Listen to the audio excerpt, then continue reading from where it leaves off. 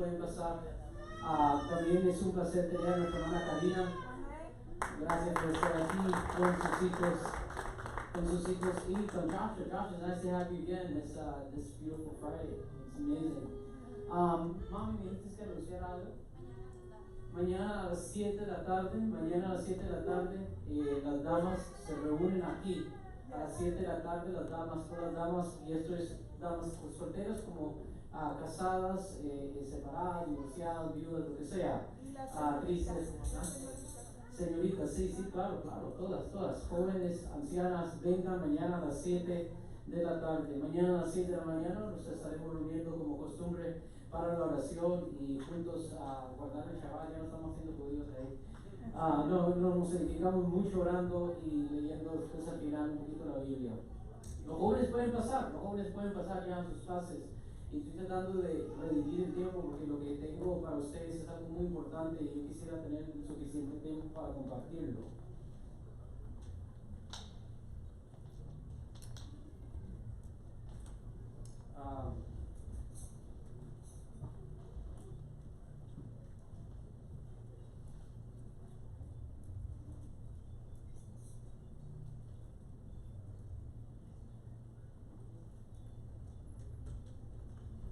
Mañana a las 6 de la mañana, recuerden, estamos aquí en la oración.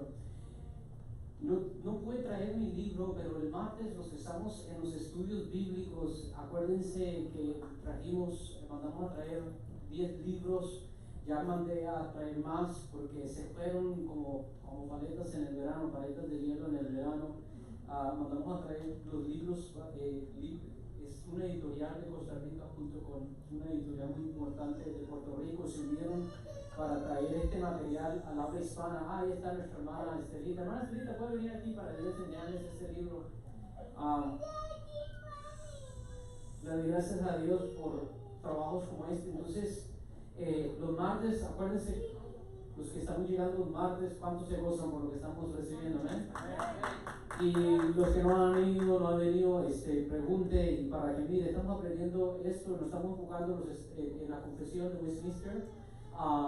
Y me encanta esta obra porque es la única vez que estas tres obras están unidas. Normalmente puedes encontrar una separada, pero estas dos editoriales se unieron con el deseo de poder ponerlo todo en un mismo libro, junto con también una breve introducción histórica al trasfondo de estas obras. Entonces mandé a traer 10 y se fueron rápidos. Voy a mandar a traer más. Aquellos que quieren comprar uno, déjenme saber a mí o a mi esposa. Les aseguro que no estamos haciendo dinero para nada, es sencillamente estamos comprando pues dándoselo a ustedes. De hecho, le doy gracias a Dios porque veo ese interés. Aquí está, hermana Estelita, es el suyo, ¿no? Si usted quiere uno, aún si usted no está llegando los martes, si usted quiere uno para estudiarlo en su casa, también déjenmelo saber y yo le puedo mandar traer uno o le digo dónde también directamente comprarlo. Eso es en cuanto a los martes, sigamos viniendo, sigamos llegando aquí los que pueden, ¿verdad? Los que pueden. El sábado, como les dije, mañana, y los jóvenes también, estén pendientes los padres porque vamos a tener más reuniones para estar con ellos. Vamos a entrar a la palabra. Entonces, si yo quisiera que vaya conmigo el libro de Judas, y voy a dar una breve introducción, no una breve, al contrario, voy a dar una introducción general, doctrinal, a lo que quizás las damas mañana estarán tocando, pero hoy lo comparto con la iglesia en general. Vaya conmigo el libro de Judas, capítulo 1. Al libro de Judas, capítulo 1. Y vamos hoy a estar hablando de un tema sumamente importante y pertinente a nuestro tiempo.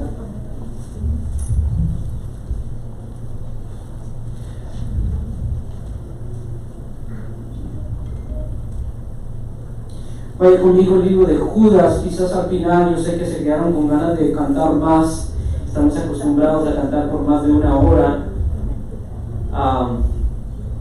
Eso es bueno, necesario cantar, sí, pero quizás al final, si termino temprano, antes de las 10, volvemos a traer al grupo aquí al frente y terminamos de cantar y alabar al Señor. Vaya conmigo al libro de Judas.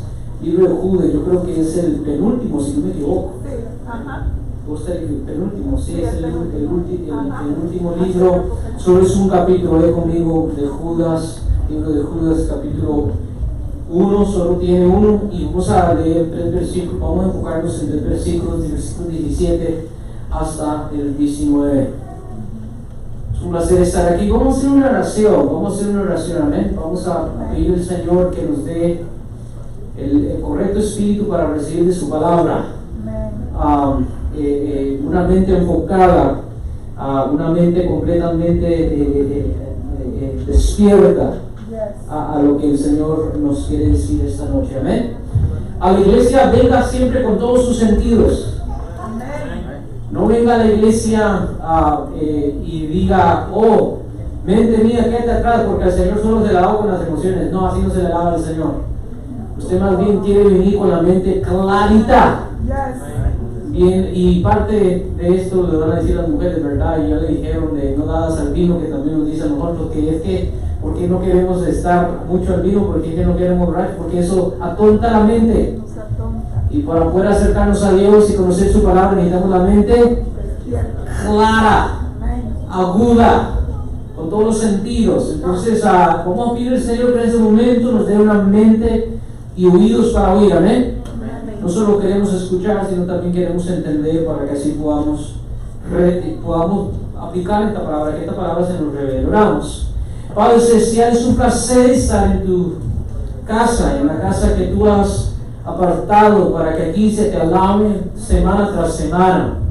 No sabemos para qué propósito este lugar se usaba antes de que nosotros llegásemos, pero desde que nosotros estamos aquí sabemos que este lugar, oh Dios, es un lugar apartado, es decir, santificado, para que tu iglesia se reúna semana tras semana y te adore y te alabe. Y que desde este lugar que hemos consagrado como un altar, hemos dedicado este lugar como púlpito, que desde aquí se exponga tu palabra a toda persona que viene a este lugar con el deseo de ser instruido. Por lo tanto, yo te pido con temor y temblor y también con agradecimiento, oh Señor, te pido en mi espíritu y en el nombre de Jesús, oh Dios, que tú hables por medio de mi vida y que tú uses, oh Dios, mis labios, que tú uses mi cuerpo, tan débil como es, para que tú puedas edificar a aquellos que han llegado y han tomado este tiempo para venir a la iglesia. No quiero, oh Señor, que nadie salga de este lugar no edificado, no exhortado, no de alguna otra manera confrontado por tu palabra, sino que todos, oh Señor, de acuerdo a tu voluntad, nos hables, incluyendo mi persona. Sé tú el que recibe toda la gloria en este momento. En el nombre de Jesús, amén. Vamos a leer el versículo 17 hasta el versículo 19. Dice así el libro de Judas. Leeré la versión suya, pues leeré la versión que normalmente yo uso. Dice así la palabra del Señor: pero vosotros, amados, tened memoria de las palabras que antes fueron dichas por los apóstoles de nuestro Señor Jesucristo, los que os decían: en el postrer tiempo habrá burladores que andarán según sus malvados deseos. Estos son los que causan divisiones, los sensuales, que no tienen el espíritu. Pueden tomar asiento. Leo la versión, la Biblia de las Américas. Pero vosotros, amados, acordaos de las palabras que antes fueron dichas por los apóstoles de nuestro Señor Jesucristo, que os decían: en los últimos tiempos habrá burladores que irán tras sus propias pasiones impías. Esos son los que causan divisiones, individuos mundanos que no tienen el espíritu. La suya, o la Reina Valera 1960, dice, en lugar de mundanos, dice como sensuales. La mía dice mundanos, la suya dice sensuales. Pero ahorita veremos cuál es el término que se usa en el griego. Quiero hoy hablarles bajo el tema un evangelio sensual. Un evangelio sensual. En inglés podríamos decirlo sensual gospel. Un evangelio sensual. Yo digo un evangelio sensual. Un evangelio sensual. Vuelvo a leer, Reina Valera 1960. Pero vosotros, amados, tened memoria de las palabras que antes fueron dichas por los apóstoles de nuestro Señor Jesucristo, los que os decían: en el postrer tiempo habrá burladores que andarán según sus malvados deseos. Estos son los que causan divisiones, los sensuales, ¿sí conmigo? Los sensuales, que no tienen al Espíritu, hablando del Espíritu Santo de Dios. Lo primero que se me salta a mi vista en estos pasajes, y quiero traerlos a su mente, es el énfasis que se le pone al hecho que se nos ha advertido de antemano lo que está por suceder. Una vez más, dice: tened memoria de las palabras que fueron antes dichas por los apóstoles. Es decir, no debería ser sorpresa para nosotros. ¿Quiénes somos nosotros? Los que Dios ha rescatado del mundo y ha purificado con su palabra, y a nosotros que estamos perseverando en la oración y el estudio bíblico. No debería ser sorpresa cuando veamos venir este tipo de personas, porque ya se nos ha dicho que de antemano. Una vez más, tened memoria de las palabras que fueron dichas por los apóstoles. En otras palabras, ya se les anunció, ya se les advirtió, ya se les había dicho que estas cosas iban a suceder. Y no por cualquier grupo de personas, sino quienes fueron los que nos han dicho esto: los apóstoles. Y no cualquier tipo de apóstol, que hoy el apostolado yo creo que está saliendo por las cajas de Kellogg's. No, estos son los apóstoles ¿de quién? Del Señor Jesucristo, es decir, aquellos que el Señor mismo encomendó. Es decir, el apóstol Pedro, el apóstol Juan, ¿cuál más?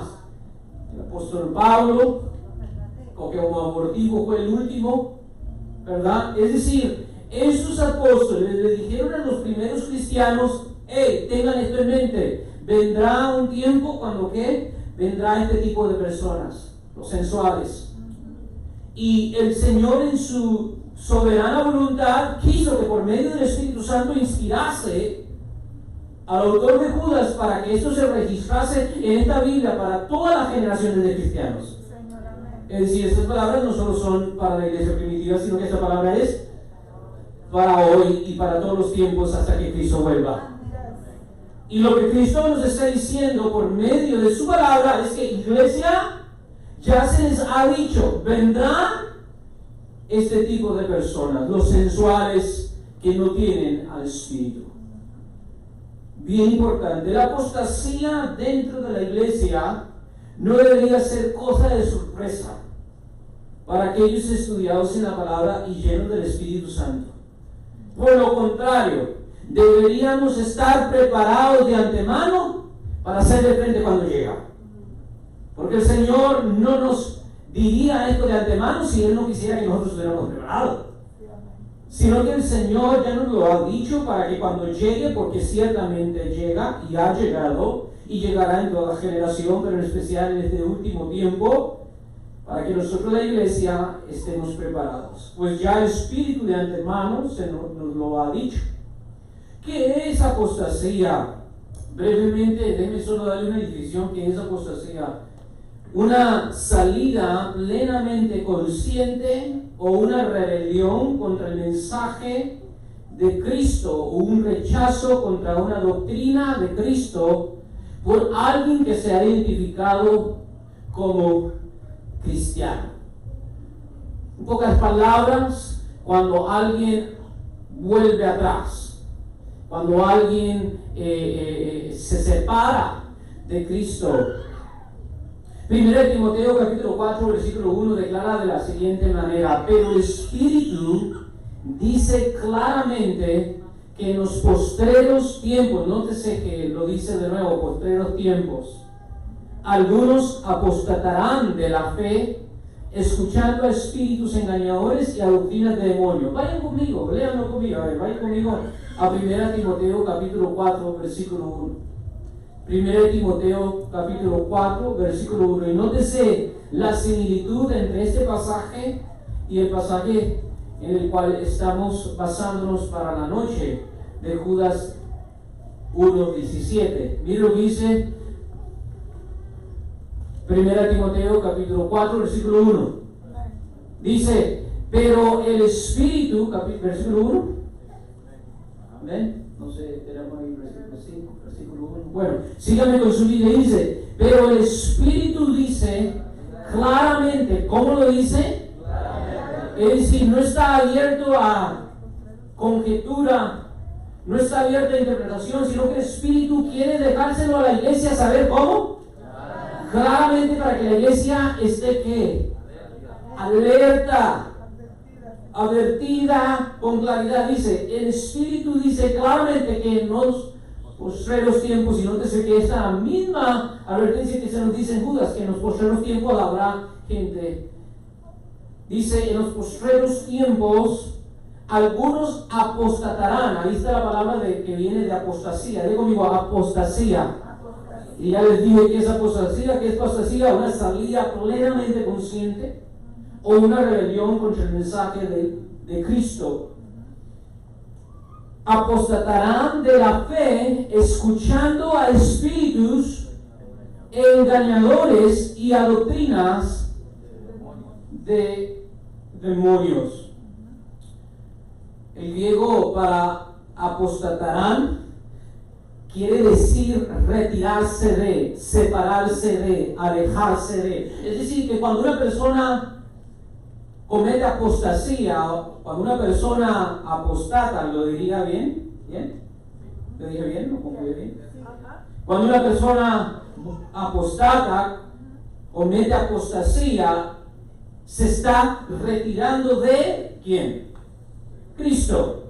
Se está separando de Cristo. Se está alejando de Cristo.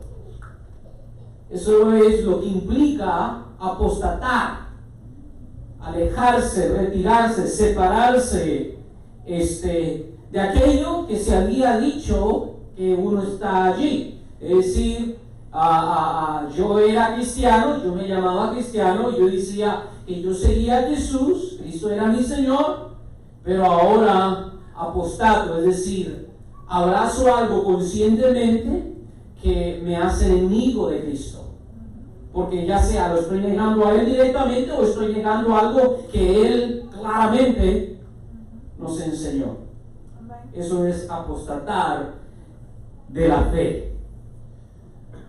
Entonces, nótese la similitud de este pasaje con el pasaje de Judas. Ambos nos dicen que en los postreros tiempos habrá personas que van a apostatar, van a cometer apostasía. Amén. Y el Espíritu quiere que la iglesia ¿qué? Esté advertida, claramente advertida, que la iglesia sepa lo que está sucediendo. Ahora, antes de entrar al asunto de la apostasía en sí, tenemos que tener en mente que muchos que se llaman ministros de Jesucristo, enviados del Señor, que esa es la palabra apóstol significa enviado, y llevan sobre sí mismo el nombre de cristiano, ya sea con un título, un llamamiento especial, o sencillamente una persona que viene a recibir palabra a los servicios. Muchas de estas personas apostatarán de la fe, ya sea negando al Señor de manera explícita. Un buen ejemplo que acaba de suceder de esto, quizás en el habla español no se sepa mucho, pero estas últimas 3 semanas el mundo americano, norteamericano en especial, recibió un gran golpe porque una figura muy prominente cristiano apostató. No sé si ustedes han escuchado de Joshua Harris. ¿Han escuchado de Joshua Harris, verdad? Entonces Joshua Harris era un joven pastor, primero de jóvenes y después eventualmente pastor asociado, pero la razón por la cual es muy conocido es porque él escribió un libro, o varios libros, pero hay uno en particular que habla acerca de la pureza antes del matrimonio. Y básicamente fue un libro que se vendió por miles, quizás si no millones, no estoy seguro de cuánto se vendió, pero muy famoso. Y entonces él llegó a ser una persona muy famosa. El libro básicamente habla de I Kissed Dating Goodbye, se llama el libro. ¿Cómo sería eso en español? I Kissed Dating Goodbye. Le di un adiós al noviazgo. Y básicamente en el libro, él, usando la Biblia, da a entender que el noviazgo no es algo entre cristianos y que sencillamente deberíamos guardar nuestra pureza sexual hasta cuando el Señor nos enseñe cuál es la pareja que Él tiene para nosotros, y entonces ahora sí entrar en una relación formal, que parece todo bueno, y fue un gran impacto especialmente en áreas muy conservadoras de Estados Unidos, en el sur, Texas, etc. Y recién hace unas 3, se me olvida cuánto, pero no hace más de 2 meses, salió en su cuenta de Twitter y dijo: ya no me identifico como cristiano, y perdón por todo el daño que le causé a las personas que usó mi material. Yo creo que todo el mundo debería ser libre para expresarse y libre para vivir su vida, ¿verdad? Y 2 semanas después salió con unas fotos en Twitter, en una marcha LGTB, diciéndole a la comunidad LGTB: perdón por todo el mal que les causé a ustedes. Estaba en ignorancia y les pido perdón. Ahora trataré de darles todo el amor que no les pude dar antes. Entonces, imagínense si usted fue un padre que usó su libro para instruir a sus hijos.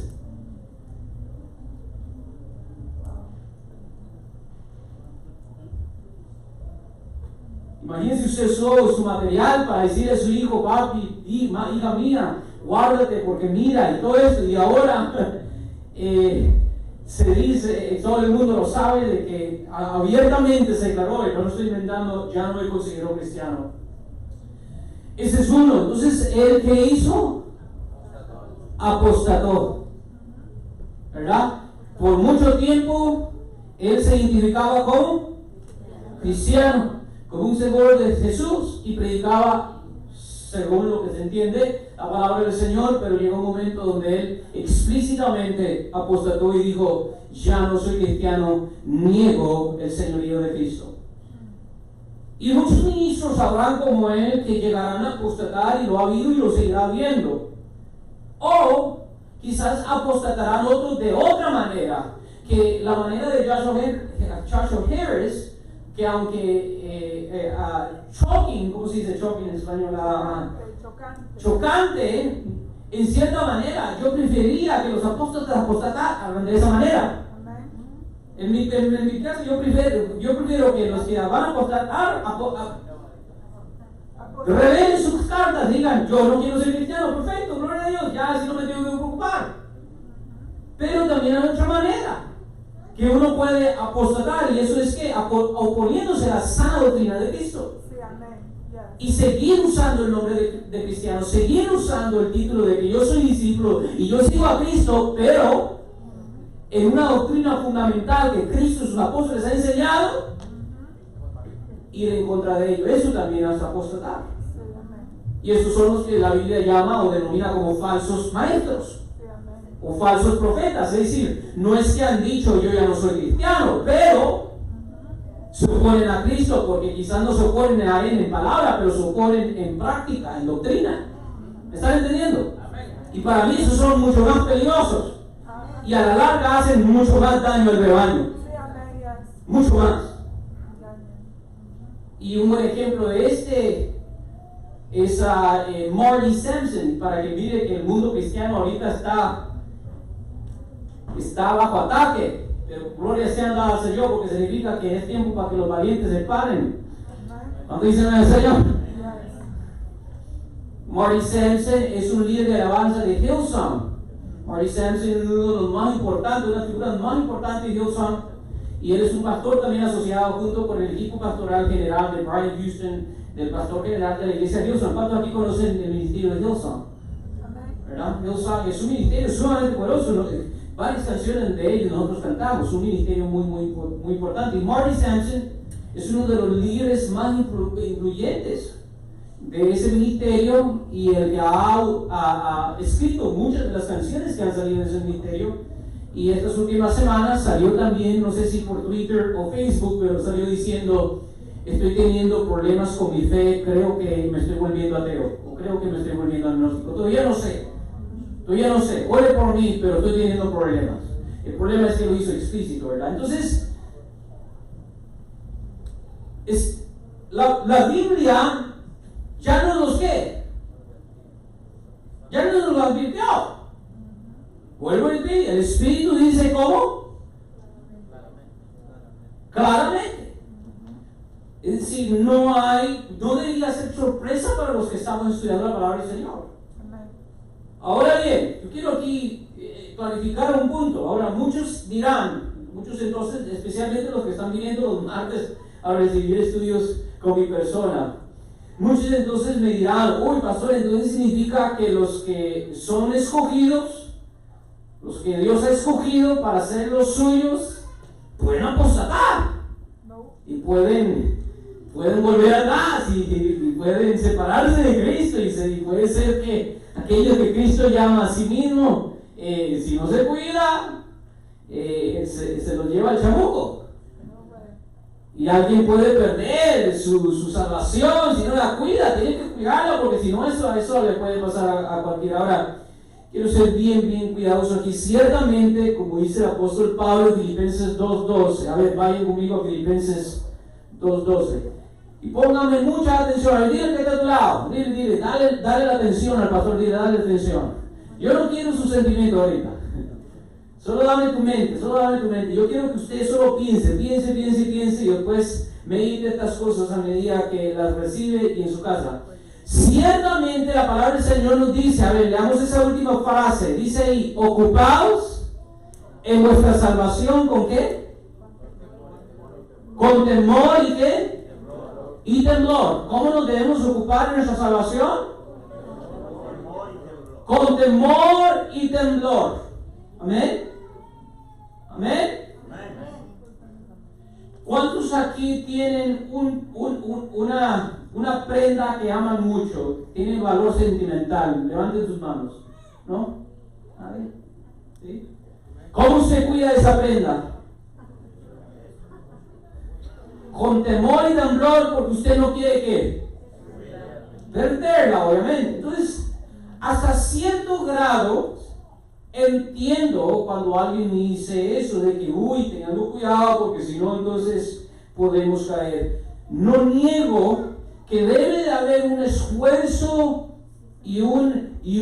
deliberado, un esfuerzo reflexivo de todos los días, que usted y yo deberíamos cuidar nuestra salvación, ¿cómo? Con temor y temblor. Amén.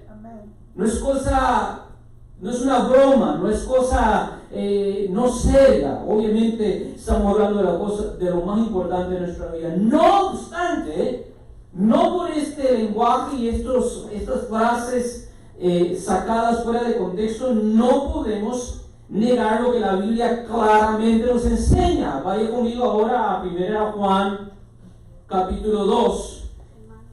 1 Juan capítulo 2 y váyase al versículo 18. Cuando tengan, déjenme saber con un amén. 1 Juan, la primera epístola de Juan, capítulo 2, versículo 18. Cuando tengan, digan amén. Me ganaron.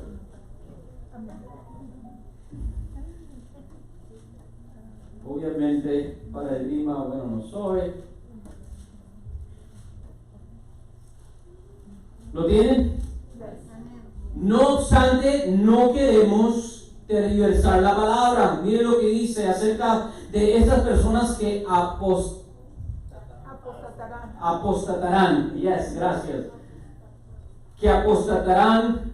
Miren lo que dice 1 Juan, versículos 18 al 19, dice, hijitos, ya es que nótese que siempre sale ese tiempo, ¿verdad? ¿Cuándo es que va a haber apostasía? En los últimos tiempos. Hijitos, ya es el último tiempo, y según vosotros oísteis que el anticristo viene. ¿Quién es el anticristo? El anticristo es todo aquello que se opone al verdadero Cristo, que se opone o que sustituye al verdadero Cristo. Es decir, todo aquello que se opone a Jesús explícitamente lo rechaza, o aquello que trata de ponerse en el lugar de Cristo no siendo Cristo. Bien importante. Entonces dice, ya, y según vosotros oísteis que el anticristo viene, así ahora han surgido muchos que anticristo, y esta es una teología bien profunda. Hace unos meses atrás lo hablé el martes, pero cuando hablamos del anticristo podemos hablar de tres cosas. Está el espíritu del anticristo, está la figura del anticristo, que son entes específicas, pero también están los anticristos, y los anticristos pueden ser personas o sistemas que operan bajo el espíritu del anticristo, y anticristos pueden ser personas también, y son sencillamente personas que ya sea se oponen a Cristo, al verdadero Cristo, o toman el lugar de Cristo. Por eso conocemos que es el último tiempo. ¿Por qué? Porque han surgido muchos anticristos. Versículo siguiente dice, ¿cómo dice el siguiente? Salieron de nosotros, ¿pero qué dice? Pero no eran de nosotros. ¿Amén? Es importante eso. Estamos clarificando las cosas. Vuelvo a leer. Salieron de nosotros, pero no eran. Porque si hubieran sido de nosotros, ¿qué hubiera pasado? Lo que es de Cristo permanece. Solo lo que no es de Cristo, ¿qué pasa? Apostata. ¿Ven? Pero salieron para que se manifestase que no todos son de nosotros, pero vosotros tenéis la unción del Santo y conocéis todas las cosas. El siguiente versículo 20.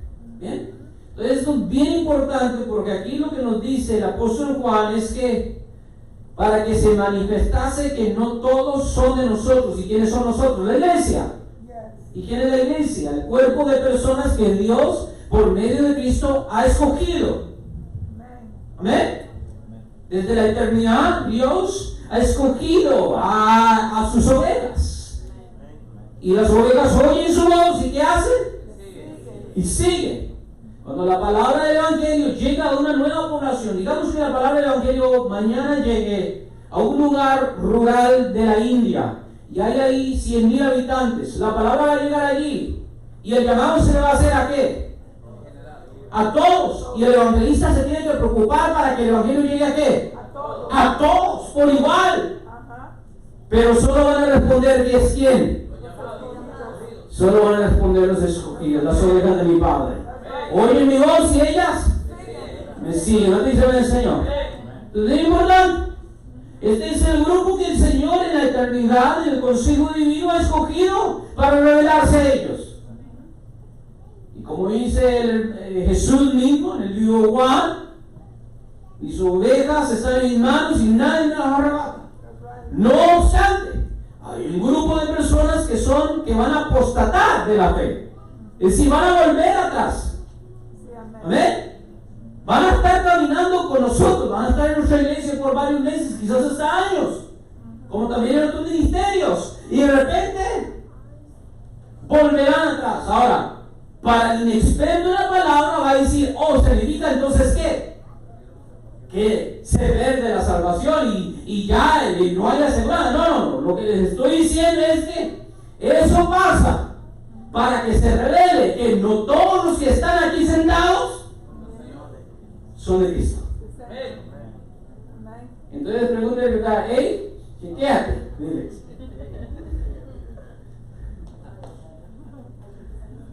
Y algunos aquí que están sentados como Judas Iscariote sanan como los demás, echan fuera demonios como los demás, porque Jesús los comisionó a los 12 y me imagino que Judas había estado. De hecho, yo puedo decir que tenía más confianza o más autoridad porque te manejaba la bolsa. Cuando Jesús necesitaba comprar algo, aquí iba.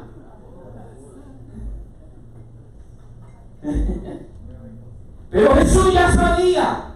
¿Cuándo Jesús se dio cuenta que Judas no era su oveja? Es sorpresa para los otros 11, pero para Cristo, porque él ya sabía cuál era el hijo de la perdición. ¿Díganme? Entonces, no os alarméis y tampoco conjeturéis de vuestra salvación. Estáis seguros en Cristo. Porque su palabra lo dice. Pero para aquellos, si ustedes saben quiénes son, que no están cimentados en Cristo, tarde o temprano lo que hay en el corazón se va a revelar.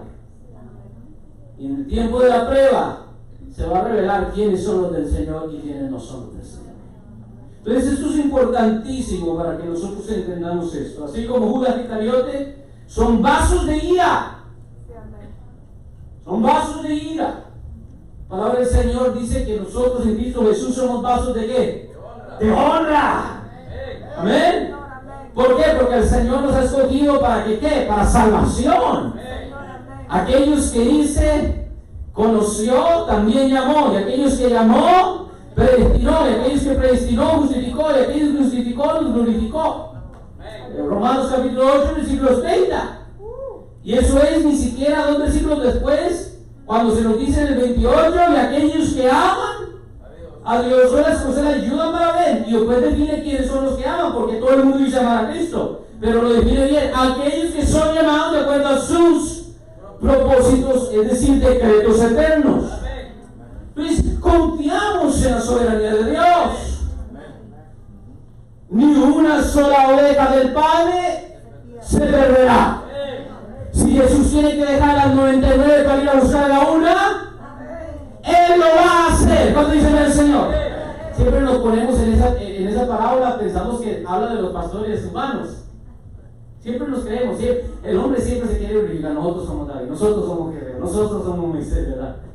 Cuando la Biblia no se interpreta así, la Biblia siempre se tiene que ver a Cristo. Cristo es el ungido. Cristo es el que vence los gigantes por nosotros. Pero bueno, eso es otra prédica para otro día. Pero esto es importante. Jesús va a ir, va a buscar esa oveja.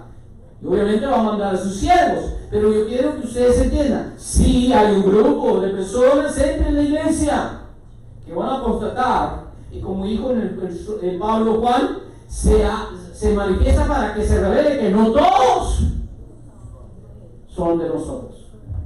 Están con nosotros y parecen que son nuestros, que son del cuerpo de Cristo, pero realmente nunca lo fueron.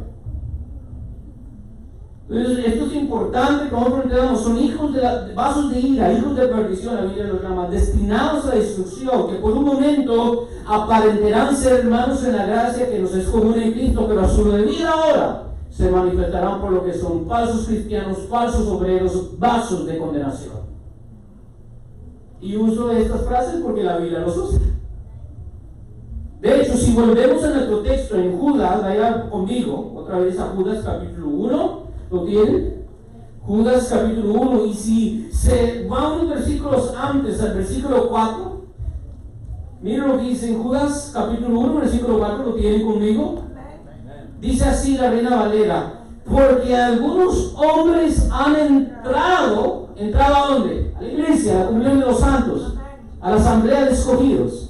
Algunos han entrado encubiertamente, es decir, entran como si fueran ¿qué? Hermanos.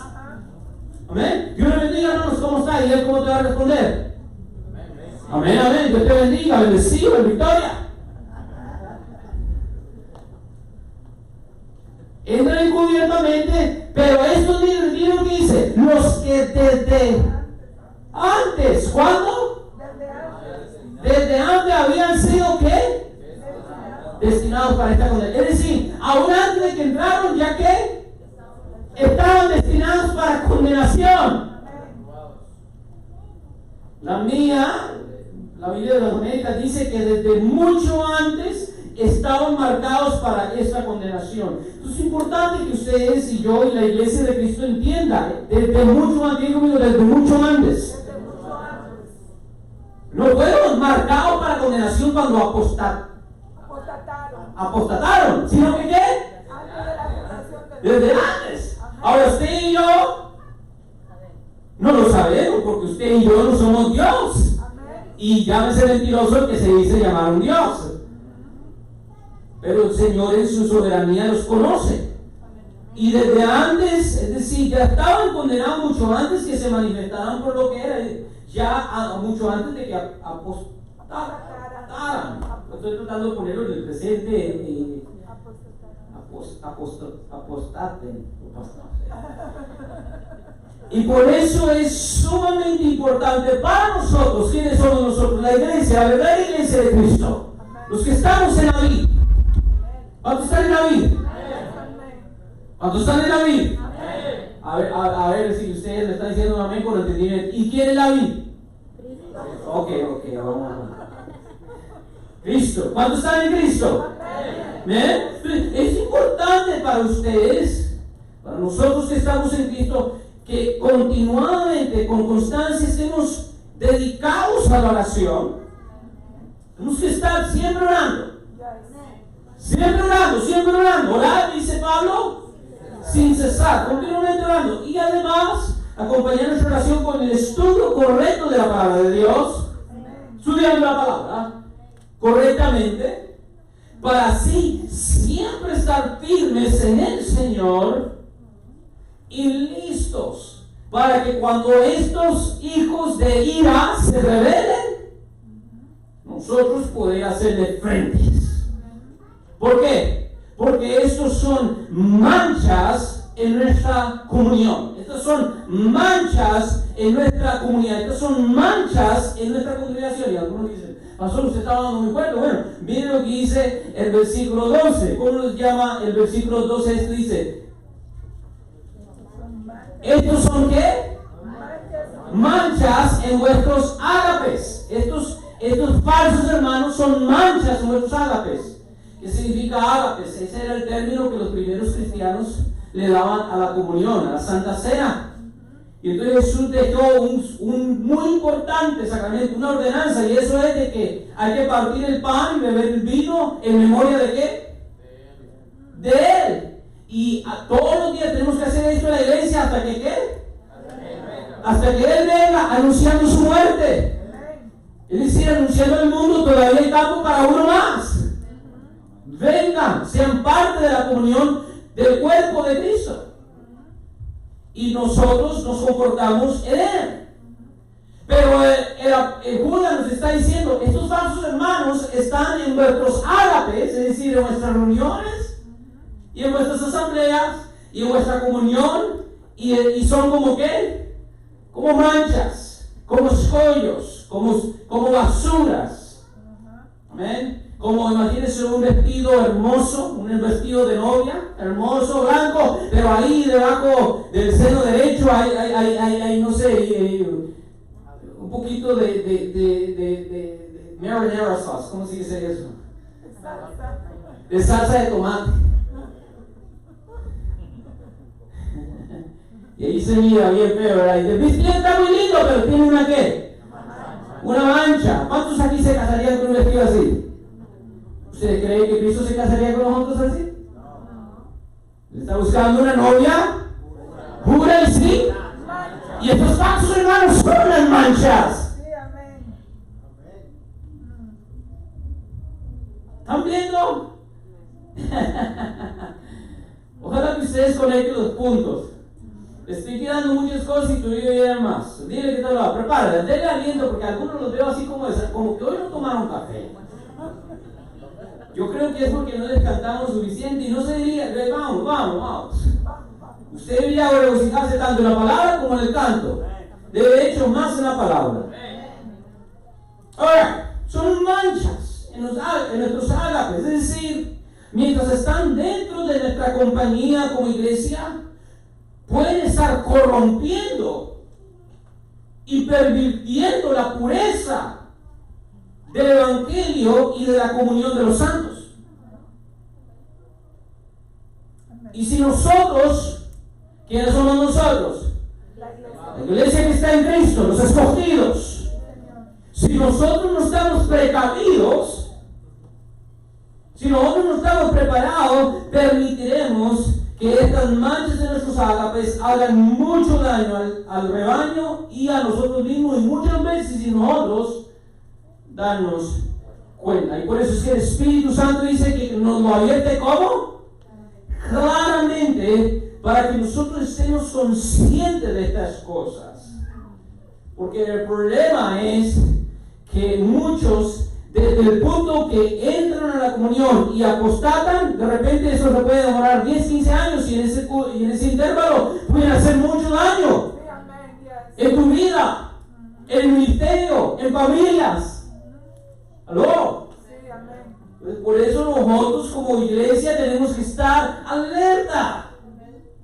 Dejarnos guiar por la palabra, porque sea la palabra la que nos ayuda a identificarlos de alguna otra manera. ¿Entienden hasta este momento? Entonces, ¿quiénes son estos falsos hermanos? ¿Quiénes son estos falsos obreros que entran encubiertamente y se visten y hablan y parecen por lo menos por apariencia, parecen ser de los nuestros? ¿Quiénes son? ¿Cuál es el carácter de ellos?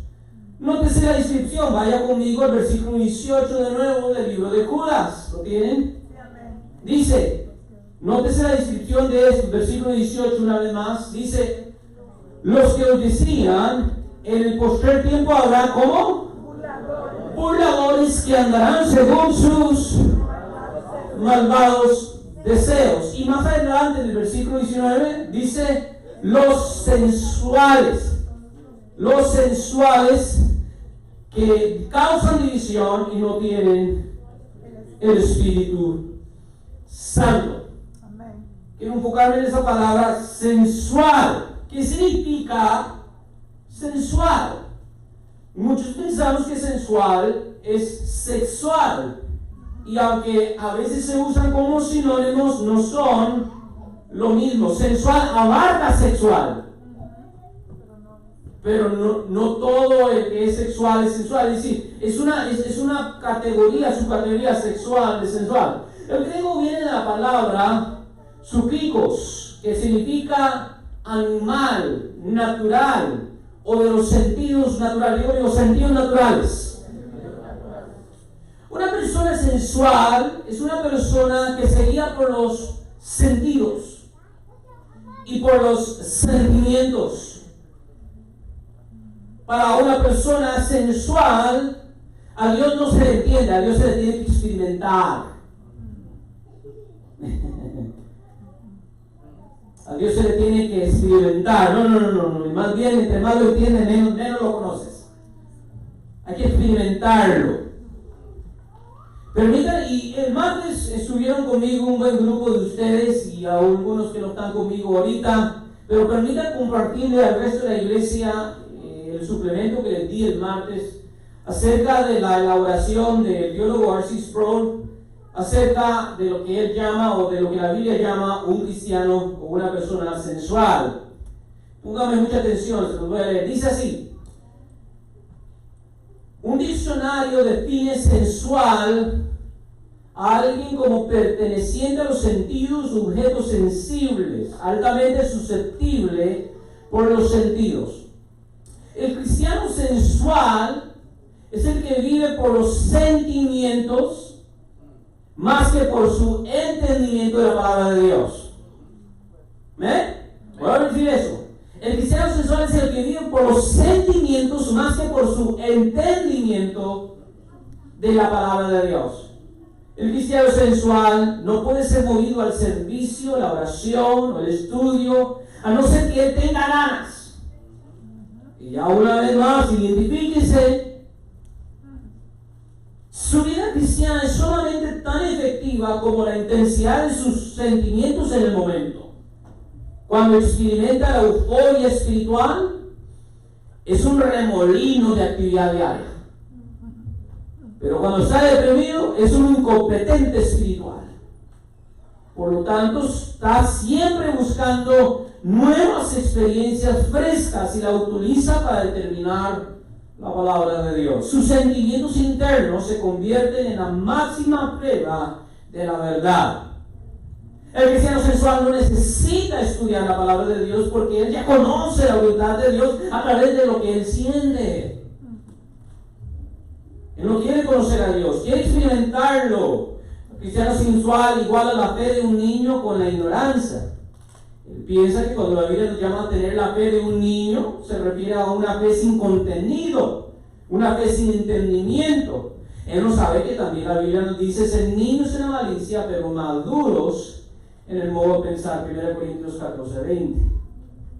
El cristiano sensual va alegre por su camino hasta que se encuentra con el dolor de la vida, que no es tan alegre y después se desploma. Por lo general termina por abrazar un tipo de teología relacional. ¿Lo dije bien? Una teología en base a relaciones. La más terrible maldición de la cristiandad moderna, donde las relaciones personales y la experiencia toman precedencia sobre la palabra de Dios. Es decir, yo quiero buscar a Dios en un lugar donde yo me sienta cómodo y donde tenga buenos amigos. Y la palabra está como en cuarto, quinto, a veces ni siquiera está en el radar. ¿Están escuchando? Yo busco una iglesia donde yo me sienta bien y donde yo tenga muchos amigos. La palabra está buena, no muy buena, yo lo tolero. Cuando debería ser todo lo opuesto. Si la Escritura nos demanda una acción que pueda poner en peligro una relación personal, entonces la Escritura debe ponerse en tela de juicio para el sensual. La ley más elevada del cristiano sensual es la que los sentimientos malos deben ser evitados de toda costa. Ok, en pocas palabras, el sensual es aquel que somete la palabra de Dios a sus experiencias, a sus sentimientos y a sus relaciones, cuando debería ser que nuestras experiencias, nuestros sentimientos y nuestras relaciones deberían estar sometidas a la palabra de Dios. No sé si me van a entender. Para cualquier sensual no, invierte esa regla. Yo voy a usar la palabra de Dios para afirmar mis sentimientos. Yo voy a usar la palabra de Dios para afirmar mis suposiciones. Yo voy a usar la palabra de Dios para afirmar mis deseos. Yo voy a usar la palabra de Dios para mí, lo que yo necesito y lo que yo quiero. Y yo quiero riqueza, y yo quiero salud, y yo quiero estar feliz, y yo quiero esto. Ese es un cristiano sensual. Un cristiano verdadero, al contrario, somete sus sentimientos, somete sus relaciones, somete su vida entera a lo que dice la palabra de Dios. Me gusta o no me guste. Y por eso, como prevé el Espíritu tarde o temprano, el cristiano sensual va a ¿qué? A apostatar de la fe. Porque los sentimientos solo te llevarán adelante.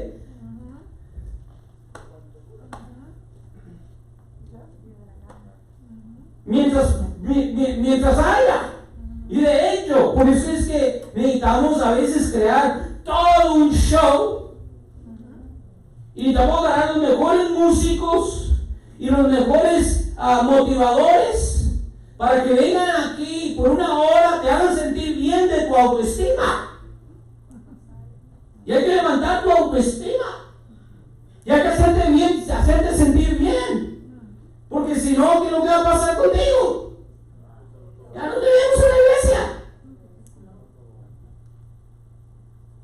Porque Dios guarde un pastorcillo como yo, venga aquí a ver la vida y comienza a hablar doctrina. No, qué aburrido. Eso sí es legalismo.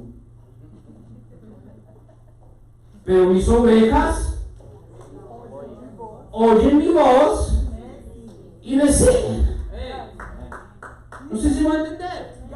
Pero el cristiano sensual, y ya es una contradicción porque no existe, no son nuestros. Usan el nombre, pero al final son el camino blasfemado por causa de ellos.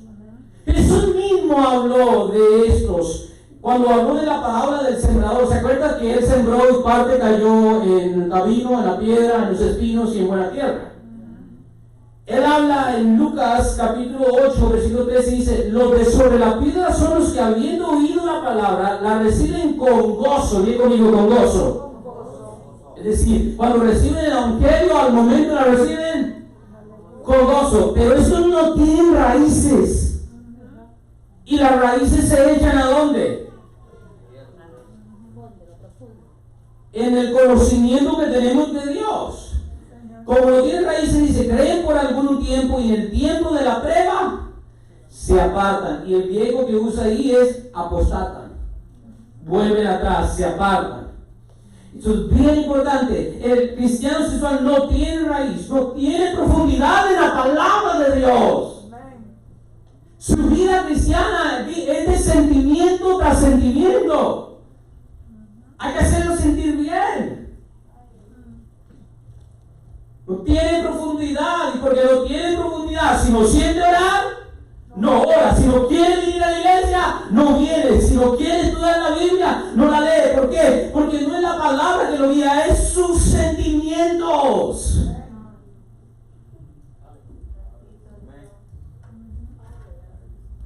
Hola, hermanos. ¿Cuántos están en Cristo?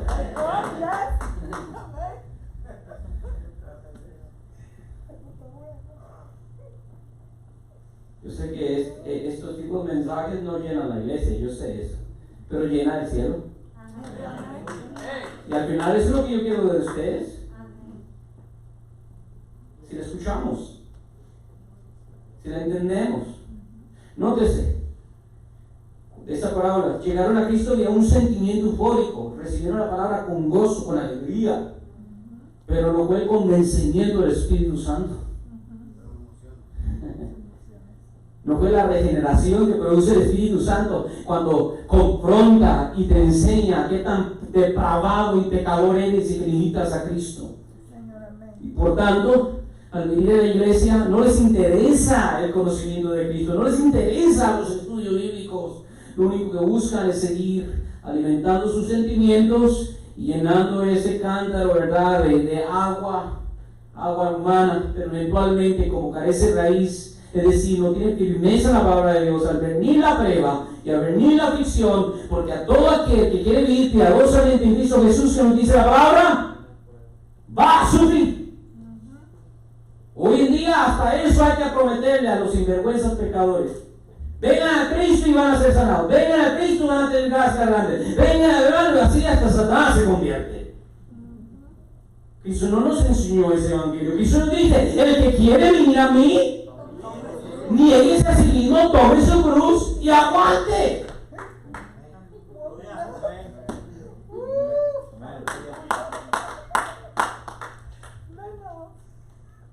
Un tipo ahí le dijo, Jesús, yo decidiré donde tú quieras. ¿Y cómo le respondió él? Yo ni siquiera tengo una almohada para poner mi cabeza. ¿Qué es lo que le está diciendo? Hey, conmigo aquí no hay un show. Con amigos no vamos a estar en hoteles de 5 estrellas como un montón de falsos apóstoles hoy están. Escuché ayer un comentario, un falso apóstol que muchos nosotros aquí conocemos fue a Dubai, $32,000 por la noche en el hotel, mientras estaba predicando en cruzadas allá. Así cualquiera predica en cruzadas. $32,000 por noche en Dubai, un hotel donde está forrado el baño de oro, literalmente de oro. Y Jesús le dice a el Hijo del Hombre no tiene ni siquiera una almohada donde poner su cabeza. No es la palabra, si quieres seguirme a mí, acostúmbrate al frío de la noche. Acostúmbrate a comer lo que te pongan en la mesa.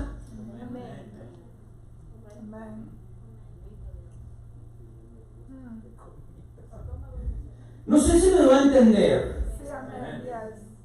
Y cuando vinimos a ese verdadero Cristo, solo los que ¿qué? Solo los que están detrás de la palabra de vida eterna no apostatarán. Dice Jesús que comenzó a decirles a las masas que había alimentado con los panes y los pececillos y les había sanado sus enfermedades, hacia cualquiera seguía a Jesús. Pero Jesús le dijo, yo veo que ustedes me sigan por el pan que perece, sigan por el pan que perdura para la vida eterna. Si ustedes quieren venir, coman mi carne, beban mi sangre. Y este loco que está diciendo, yo soy el maná del cielo. ¿Cómo? Amán, tú eres hijo de María y de José. No, antes de Abraham, yo soy. Y se agarraron los judíos piedras para apedrearlo. Y dice que desde ahí, muchos que volvieron atrás, se fueron las multitudes, apaga el show y va a ver quiénes son los de Cristo. Comienza a predicar el evangelio y vas a ver quiénes son los escogidos. Viene Pedro y le dice, maestro, ven, se nos está yendo, que tú también quieres siente el bye. ¿Cómo le responde Pedro? Nuestra raíz no es sentimiento, nuestra raíz es palabra.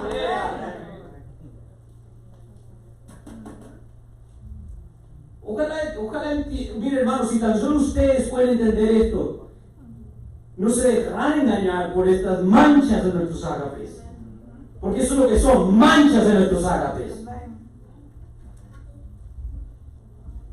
Entonces, bien importante que nosotros entendamos esto. Nuestra raíz es la palabra del Señor, no nuestros sentimientos, no nuestras amistades. De hecho, muchas veces cuando venimos a Cristo nos vamos a volver enemigos de nuestra propia familia. Es bien importante que nosotros entendamos, no porque queremos. ¿Nuestra carne le gusta eso? Jamás.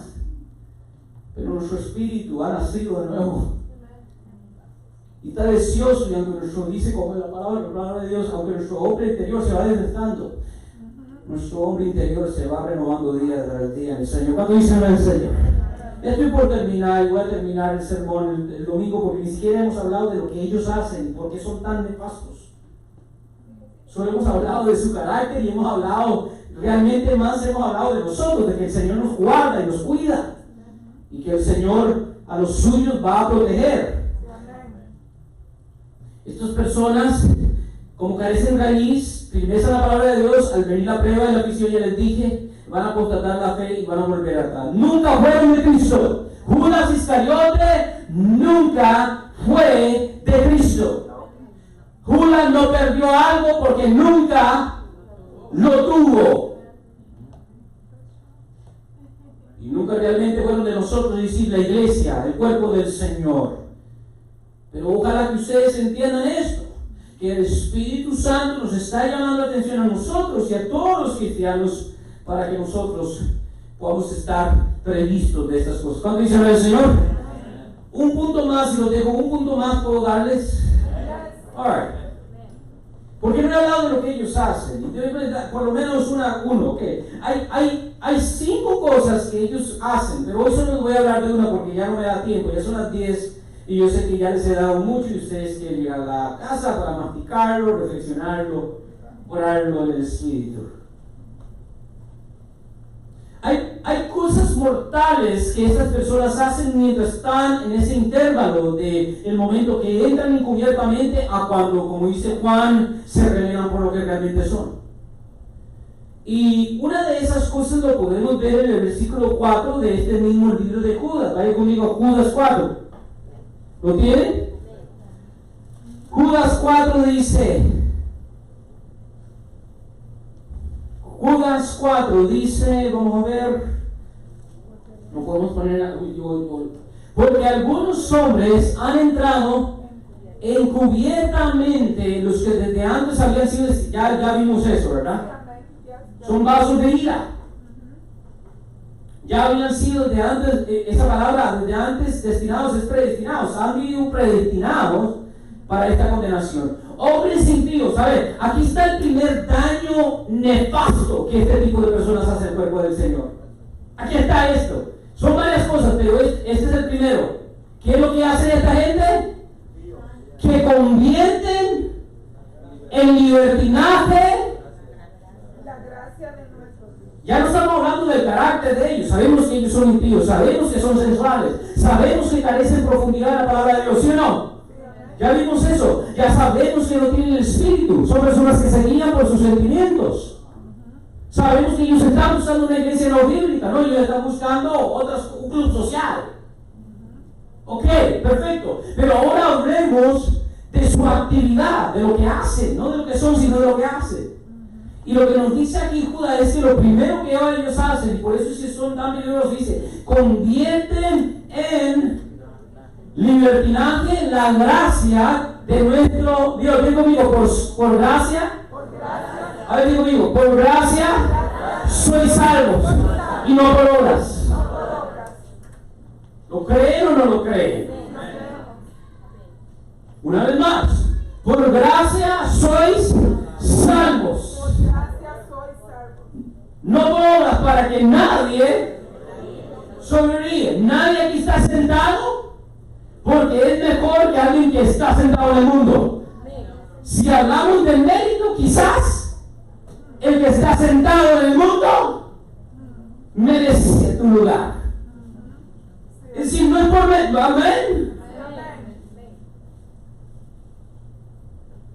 Pedro negó a Jesús la noche que fue entregado, tanto como Judas lo negó. David pecó tal como Saúl pecó. De hecho, David pecó peor.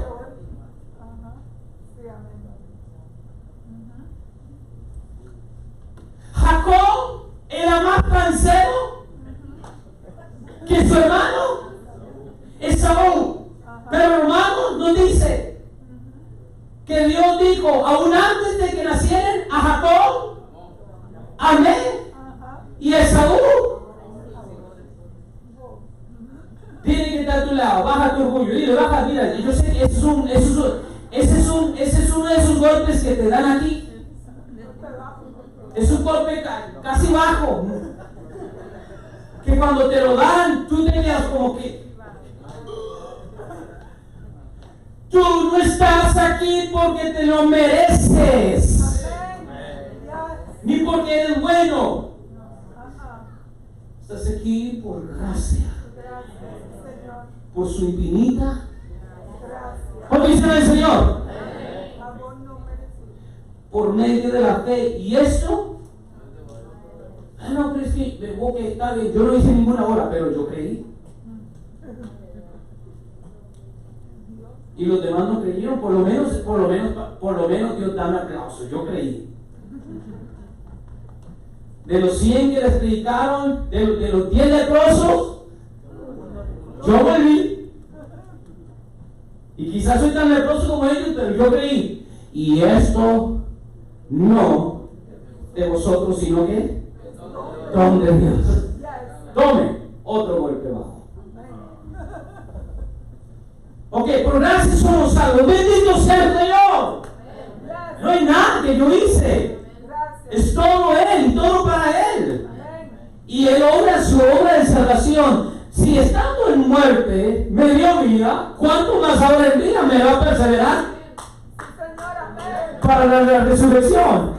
Eso es lo que lo predicó Joshua el viernes pasado. Si Él fue suficiente misericordioso, que estando muerto en delito y pecado me dio vida, ¿cuánto ahora más en vida en Cristo me va a sostener? Ojalá que entiendan esa lógica, porque eso habla de la perseverancia de los santos. Ok, bien. Ahora, el cristiano sensual oye eso y ¿qué dice? El cristiano que no ha sido regenerado por el Espíritu, oye que por gracia somos salvos y que el Señor nos ayuda a perseverar hasta el final. ¿Qué dice el cristiano sensual? Bueno, pastor, está bien, vamos. Tenemos una hora, ya, vamos, tomemos unas 5 margaritas. Vamos, hagamos, juntémonos, tengamos relaciones sexuales con cualquiera, hagamos lo que sea, de por sí, es algo, y no por obras. ¿Quiénes son esos? Las manchas en nuestros árboles, los que convierten la gracia de nuestro Dios ¿en qué? En libertinaje. Y esa es la primera actividad de estos falsos. Son hombres impíos que tienen 10, 15 años y todavía son los mismos pecadores, quizás hasta peor de cómo entraron. Y como no se sienten bien, quieren que los demás seamos como ellos. Son personas que no han sido regeneradas por obra del Espíritu Santo, porque aquel que ha sido regenerado por obra del Espíritu, ¿qué es la regeneración? Significa que el Señor pone un corazón de carne donde hay un corazón de piedra. ¿Se acuerdan lo que Dios hizo con Faraón? ¿Qué es lo que hizo con Faraón? ¿Se acuerdan? Hizo lo opuesto de la regeneración. ¿Qué es lo que hizo con Faraón?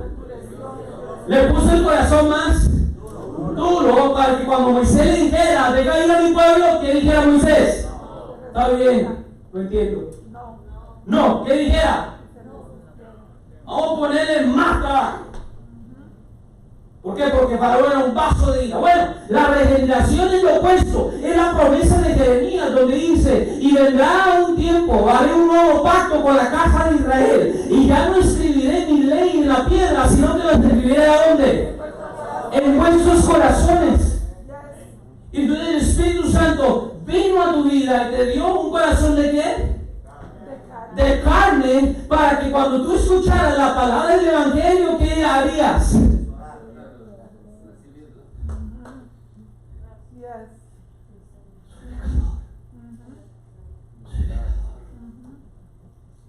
Perdóname, Señor. Y viste tu maldad, viste su pecado, viste la cruz, viste al Cristo glorificado, y a la derecha del Padre intercediendo por ti. Y dices, tú eres mi Señor, y de aquí en adelante yo digo para ti, solo para ti. ¿Cómo dicen? Y comienza la hora, ahora de no regeneración, ahora de santificación.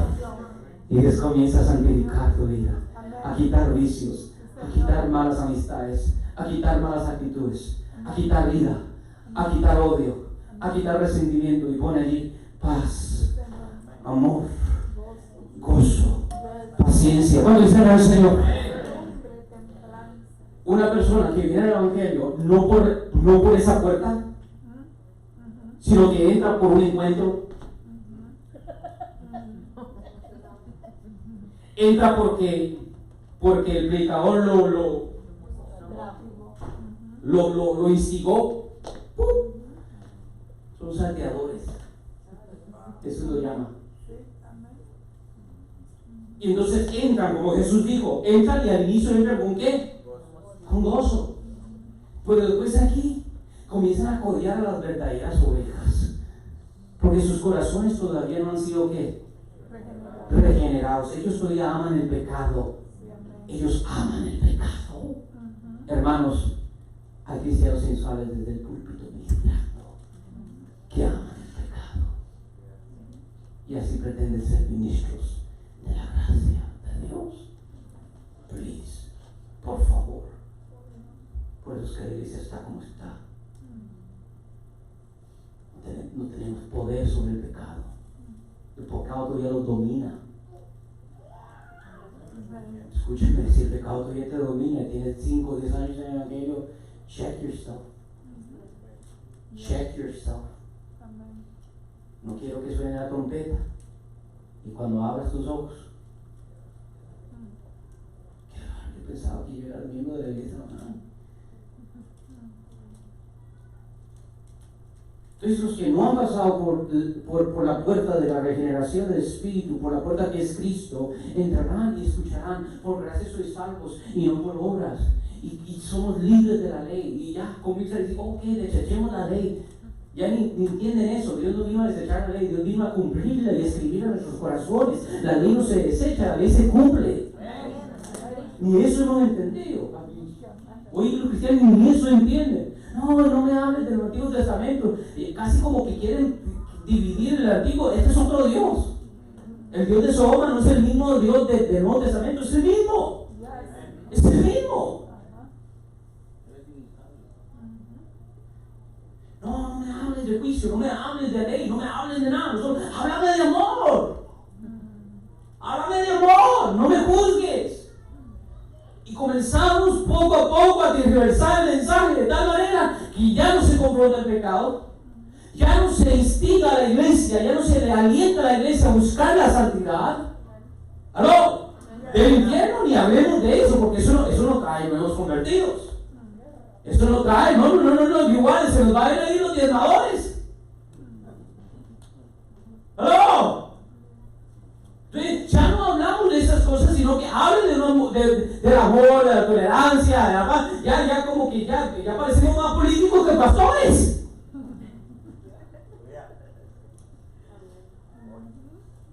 Entonces, ¿qué es lo que pasa? La gracia de Dios, que debería resultar andar ¿en qué? En la santidad del cuerpo. Los que estamos en Cristo se identifican por sus frutos. Por sus frutos los conoceréis. No dice por sus bancas o por sus iglesias, no dice por sus frutos. Y entonces deberíamos, entrando a Cristo, caminar en Cristo. De hecho, la palabra de Dios dice que somos hechura suya y que Dios ha preparado buenas obras desde antes de la creación del mundo. ¿Para que qué? Es decir, así como el Señor nos ha preparado para la salvación, también nos ha preparado para buenas obras. Estas personas no quieren eso. Y ese es el gran problema.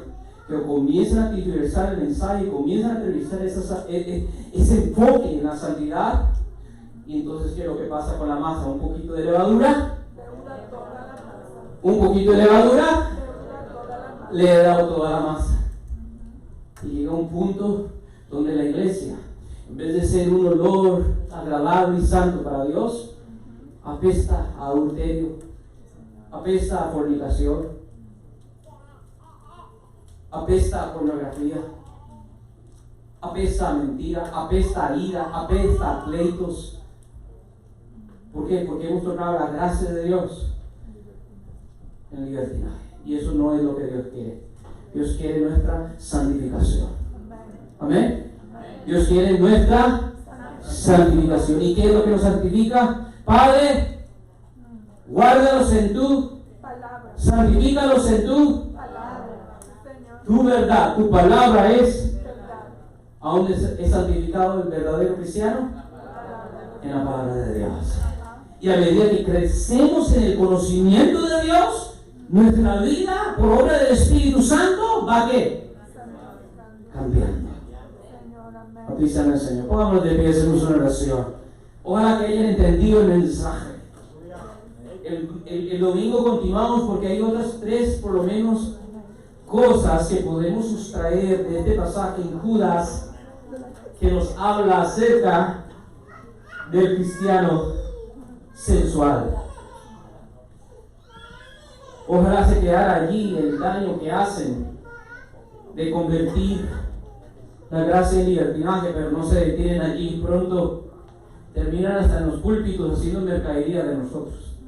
Y vamos a ver eso el domingo. Oramos.